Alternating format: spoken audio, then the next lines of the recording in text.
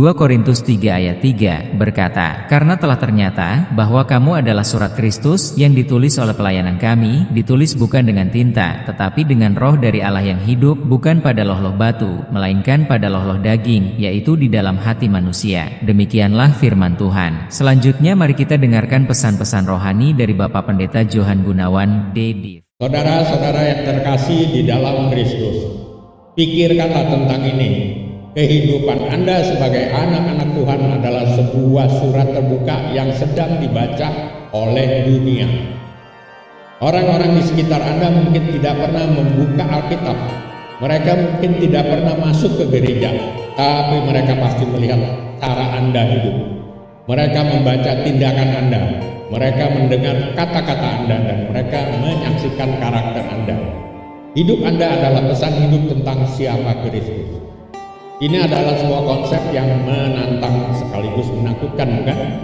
Itu berarti iman kita tidak hanya terjadi dalam hati atau di hari Minggu. Iman kita harus terlihat dan dibaca oleh orang-orang di sekeliling kita. Tantangannya adalah apakah surat yang kita tulis tentang Kristus adalah surat yang baik? Apakah itu surat yang penuh dengan kasih, damai, dan sukacita?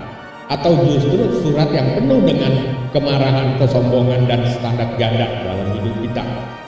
Ini adalah sebuah kebenaran yang luar biasa. Dunia menilai kekristenan bukan dari apa yang tertulis di dalam Alkitab, tetapi dari bagaimana kita bersikap.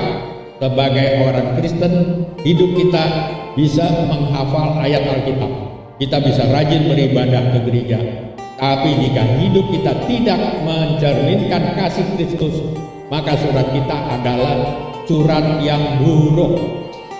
Mari kita berhenti sejenak dan bertanya pada diri sendiri, apa yang dibaca orang tentang Kristus ketika mereka melihat hidup saya?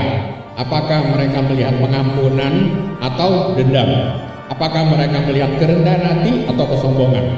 Apakah mereka melihat damai sejahtera atau kekhawatiran? Tuhan memanggil kita untuk menjadi surat-surat hidup yang memuliakan namanya. Ini bukan tentang menjadi sempurna, tapi tentang membiarkan Kristus mengubah hidup kita dari dalam, sehingga orang lain dapat melihat kebaikan itu melalui cara hidup kita.